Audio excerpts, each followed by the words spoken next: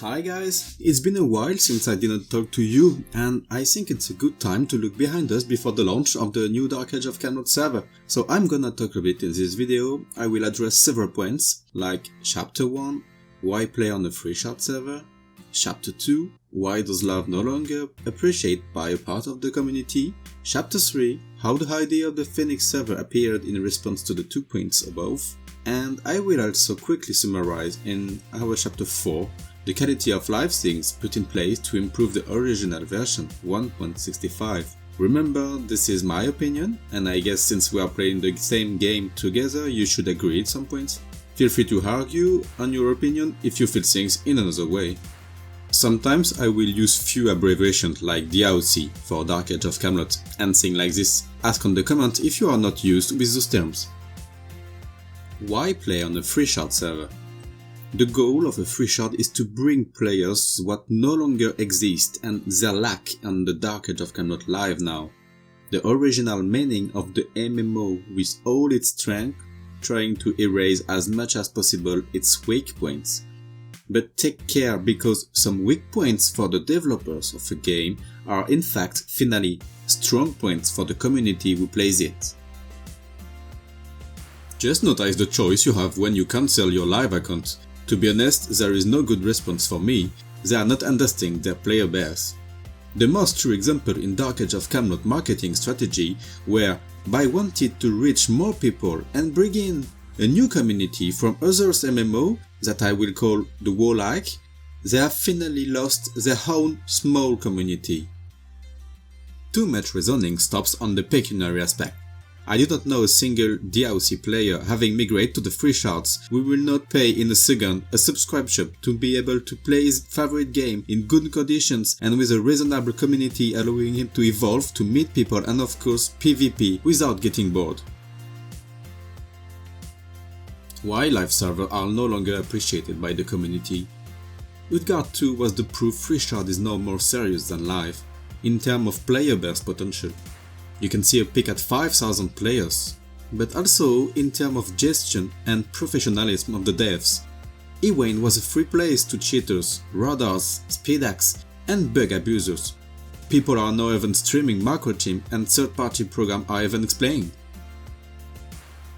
Also in terms of mechanics, live is not Dark Age of Camelot anymore. Dark Age of Camelot gameplay was based on control, which allow you to outplay your opponent. If you reduce the possibility to control, you reduce the skill gap between a good player and an even less good player. They introduced the control reduction with new materials, plus they added some root cure skills. A friend of mine made everyone cry because with around 40% control reduction on his board, Magic Stun lasts 2 seconds and a single red maze lasts 8 seconds on a board. It's awesome, and this is not Dark Age of Camelot. If you remove that meta based on team play, communication and control, then you have another random wall-like with even bad graphic. It's game over. You can now get also CL15 plus too many procs and use. Everybody tanking too much now, and the actual hybrid taking damage like whole heavy tank. It broke the balance because many classes like Valkyrie, Minstrel, Champion etc. had one weaknesses to balance their anti-rip potential. They were easy to kill, but they are not anymore, so it's too easy for them to outplay casters. Live servers became really trash, and a new generation of Freeshards built with huge community is born.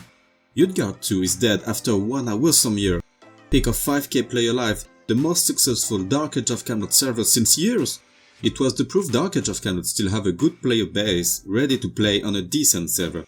The problem of Utgard was it was too hardcore. It was a straight 1.55 version with all its defaults like very slow XP, hard to get stuff, no ports, no buff or under potions for soloers etc etc. So there was no flexibility in terms of playstyle. If you didn't have a team, Utgard was too hard. So people left after a few months, and it's understandable. That brings us to our chapter 3. How the idea of the Phoenix server appeared in response to the 2 points above. The Phoenix staff want to resurrect the Dark Age of Camelot quintessence, but also build a server that will satisfy players from 2019, with fast XP, focused on airware, trying to balance the game, That's why they took the big decision of changing the Old Frontier Realm abilities. But why? Old Frontier Realm abilities allow big abuse. People forgot how Sauce or Group Purge or Buff were so powerful. New Frontiers array are more balanced. It allows more possibility for the group setup on the 3 realms. Also, Phoenix server improved the PvE content. With SI, classical dungeons and dragon are things that you need to farm a lot. Obviously for the loot, but also for the big amount of feathers. Remember, feather is an in-game money Phoenix staff created that allow you to craft pots, procs to apply on your armor and weapons, and to buy stuff. During the beta there was PvE battle groups forming daily to farm big PvE goals. I'm pretty sure Dark Age of Camelot PvE lovers will love this server and the awesome plays from the classical and SA areas. I guess we can state with 8 months of beta and a team of minimum 22 people working hard, with 4 devs, 4 war builders, 3 game masters, 1 community manager, Phoenix is a really serious server. I never saw in 18 years a Dark Age of Camelot team being a part of the community and not outside of it. Community is in the heart of the project. Staff is on the Discord and they listen to you. They correct your bugs and problems in direct live. It's a real discussion. They will take decisions after listening to the community.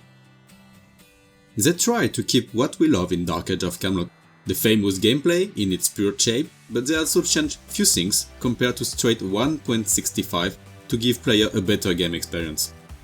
We are now entering to the chapter 4. Congrats to the people who are still with us. This chapter could be very huge, this is why I give you the link to details on Phoenix server official page.